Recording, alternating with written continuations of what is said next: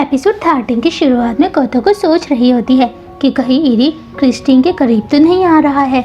उनके बारे में सोचकर कोतो के सर में दर्द होने लगता है। वहीं दूसरी तरफ मॉम गुस्से में है। वो इरी का इंतजार कर रही है। इरी घर के अंदर आता है। मॉम कहती है कि मैंने डायरेक्टर से सुना है कि तुम आज मैरिज इंटरव्यू के लिए गए थे और तुमने हमें कुछ भी नहीं बताया। कोतो उनकी बातों को सुन रही होती है। मॉम कहती है कि तुम्हें डैड की कंपनी बचाने के लिए शादी करने की ज़रूरत नहीं है। इरी कहता है कि मैं ये डैड की कंपनी के लिए नहीं कर रहा हूँ, मैं क्रिस्टीन को पसंद करता हूँ। मॉम कहती है कि झूठ मत कहो। इरी अपने कमरे में जाने लगता है। कोतो को छुपने की कोशिश करती है लेकिन पकड़ी जाती है। इरी कहता है कि मुझे लगा कि तुम आज रात घर नहीं आओगी और किन और तुम साथ में अच्छे लग रहे थे। कोतो को कहती है हाँ तुम सही कह रहे हो, किन एक मजाक करने वाला इंसान है। इरी कहता है सुनकर अच्छा लगा। इरी अपने कमरे के अंदर चले जाता है। कोतो को कहती है इरी तुम सच में इडियट हो।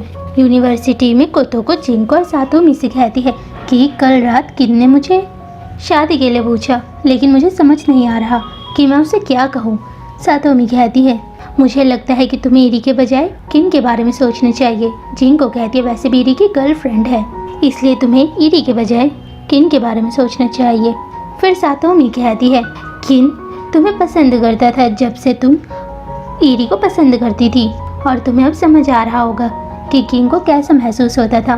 कोतो को कहती है हाँ। नेक्स्ट सीन में कोतो को सोच रही होती है कि शायद सातोमी जो कह रही है किन के बारे में उसे सोचना चाहिए। कोतो को एक लड़के से टकराती है। वो उससे माफ़ी मांगती है। कोतो का सामान नीचे गिर चुका है। कोतो अपने सामान को बैग के अंदर रख रही होती है। तभी क्रिस्टीन कोतो को उसका फ़ोन देती है। कोतो हैरान हो जाती है। वो पूछती है कि तुम यहाँ पर क्यों आई हो। क्रिस्टीन कहती है कि इरी मुझे जापानीज यूनिवर्सिटी दिखाने के लिए लाया है। क्रिस्टीन कोतो से कहती है कि हम लंच करने के लिए जा रहे हैं, क्या तुम भी हमारे साथ चलोगी। कोतो हिचकिचा रही होती है। क्रिस्टीन इरी की तरफ देखकर पूछती है कि तुम्हें तो कोई ऐतराज़ नहीं है। इरी कहता है मुझे कोई ऐतराज़ नहीं है। कोतो को ना चाहकर भी उनके साथ लंच पर जाना पड़ता है। कैफेटेरिया में किन कल रात के बारे में सोच रहा होता है कि कोतो उसे हाँ कहेगी या फिर नहीं। वो किन से कहती है कि तुम्हारा ध्यान आज काम पर नहीं है। किन कोतो इरी और क्रिस्टीन को साथ में देखता है। वो कोतो से पूछता है कि क्रिस्टीन तुम्हारे साथ क्यों आई है। कोतो कहती है कि वो मुझे रास्ते में मिली थी। क्रिस्टीन एक डिश को मांगती है। किन उसे वो डिश देता है। क्रिस्टीन चॉपस्टिक से खाना चाहती है लेकिन किन क्रिस्टीन को कहता है कि ये डिश चॉपस्टिक से नहीं खाई जाएगी। क्रिस्टीन कहती है कि तुम अपने काम के प्रति बहुत समर्पित हो। किन कोतो से पूछता है कि तुमने कल रात के बारे में क्या सोचा। कोतो अब भी इरी और क्रिस्टीन के बारे में ही सोच रही होती है। वो कहती है कि क्रिस्टीन सच में एक अच्छी लड़की है। किन उदास हो जाता है। किन कहता है कोतो कोई बात नहीं, मैं इस डिश को तुम्हारे लिए बड़ा बनाऊंगा। क्रिस्टीन उनको देखती है। नेक्स्ट सीन में उन्होंने लंच कर लिया है। इरी कहता है कि क्रिस्टीन के डैड ने मुझे अपने घर पर बुलाया था और अब मैं क्रिस्टीन को अपने घर पर अपने मॉम से मिलवाने के लिए ले जा रहा हूँ। कोतो कहती है कि क्रिस्टीन को अगर पता चला कि मैं तुम्हारे घर पर रहती हूँ तब वो नाराज तो नहीं होगी। इरी कहता है वो नाराज नहीं होगी। क्रिस्टीन कहती है कोतो तुम भी तो हमारे साथ घर जाओगी। कोतो हैरान हो जाती है। इरी कहता है वैसे भी वो फ्री में रह रही है। कोतो मन में कहती है कि मैं इरी के घर में फ्री में रह रही हूँ। नेक्स्ट सीन में इरी क्रिस्टीन को यूकी के बारे में बताता है कि यूकी उसका छोटा भाई है। यूकी को देखकर लग रहा होता है कि वो क्रिस्टीन से मिलकर खुश नहीं है। कोतो कहती है कि यूकी शर्मा रहा है क्योंकि तुम दिखने में सुंदर हो। कोतो मॉम का चेहरा देखकर डर जाती है क्योंकि आज मॉम गुस्से में लग रही होती है। वो केक की ओर देखकर बोलती है कि तुम्हें केक लाने की ज़रूरत नहीं थी क्योंकि इरी को केक बिल्कुल भी पसंद नहीं है। कोतो कुछ कहना चाहती है। तभी मॉम कहती है कि तुम और इरी एक दूसरे के साथ खुश नहीं रह सकते हो।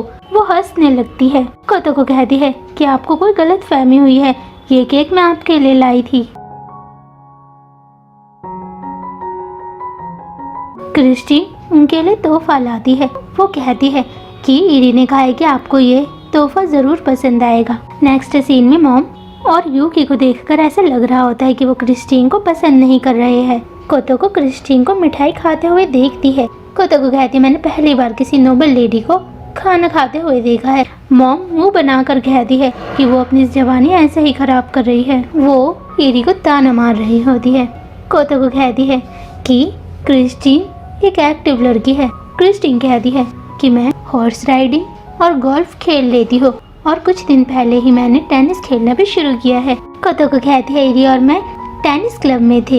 ईरी सच में बहुत अच्छी टेनिस खेलता है। ईरी कहता है मैं क्रिस्टीन को टेनिस खेलना सिखाऊंगा। क्रिस्टीन कहती है कि मुझे टेनिस खेलना बिल्कुल भी नहीं आता है और तुम मुझसे परेशान हो जाओगे। मॉम ईरी को ताना मारते हुए कहती है कि तुम सच में परेशान हो जाओगे। ईरी मॉम को घूर रहा होता है। मॉम कहती है कि हाई स्कूल में लड़कियों ने ईरी को लव लेटर दिए थे, लेकिन ईरी ने वो लव लेटर फेंक दिए थे। कोतोको अपना मुंह छिपा रही होती है क्योंकि कोतोको भी उन्हीं लड़कियों में से एक थी। ईरी गुस्सा हो रहा होता है। मॉम कहती है कि मेरा बेटा सच में एक कोल्ड हार्टेड पर्सन है जिसके दिल में दया भावना नाम की कोई जगह नहीं है। वो हंसने लगती है। नेक्स्ट सीन में क्रिस्टीन घर से जा चुकी है। ईरी पूछता है कि मॉम आप ये क्या कर रहे थे। मॉम कहती है कि मैं सिर्फ सच कह रही थी। ईरी कहता है कि आप सेल्फिश बनना बंद करो।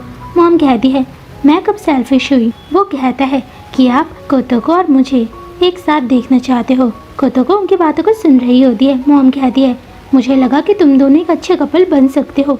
ईरी कहता है कि यही आपकी सेल्फिशनेस है। कोतोको कहती है आप फिक्र मत करो, मैं अब ठीक हूँ। ईरी कहता है मॉम आपने सुन लिया कि वो क्या कह रही है।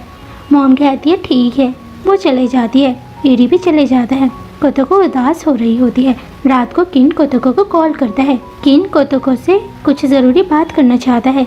नेक्स्ट सीन में हम यूकी को देखते हैं। यूकी ईरी से पूछता है कि क्या तुम सच में उससे शादी करोगे। ईरी कहता है कि तुम ज़रूर खुश हो रहे होंगे और वैसे भी वो तुम्हें इंग्लिश सिखाएगी।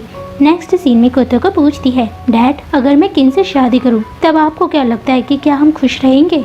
डैड कहते हैं तुम्हारा मतलब क्या है। कोतोको कहती है मैं सिर्फ ऐसे ही बोल रही हूँ। डैड कहते हैं कि तुम्हारी फीलिंग्स से ज़रूरी और कुछ नहीं है और अब हमें ईरी के घर से चले जाना चाहिए क्योंकि तुम जानती हो डैड को पता है कि कोतोको ईरी को पसंद करती है और तुम्हें ईरी से गिव अप कर लेना चाहिए। नेक्स्ट सीन में मॉम डैड से शिकायत करती है। डैड कहते हैं कि हम कुछ नहीं कर सकते क्योंकि ईरी ऐसा चाहता है। मॉम कहती है कि तुम्हारी ही वजह से अब वो डॉक्टर नहीं बन रहा है। मुझे लगता था कि वो कोतोको को पसंद करता है। यूकी वहाँ आता है। वो कहता है कि ईरी कोतोको से प्यार करता है। मॉम और डैड पूछते हैं तुम्हारा मतलब क्या है। वो चले जाता है। फिर हम पास्ट में देखते हैं जब वो रोमांस विलेज में थे तब यूकी कोतोको को परेशान करना चाहता था। तभी वो ईरी को देखता है। ईरी कोतोको को किस करता है जब वो सो रही होती है।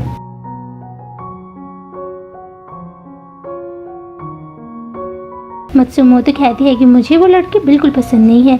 वो एक बोरिंग लड़की है। मैं कोतोको को तुम्हारे साथ देखना चाहती हूँ। तभी जिंको और सातोमी वहाँ आते हैं। जिंको पूछती है ईरी क्या तुम सच में शादी कर रहे हो।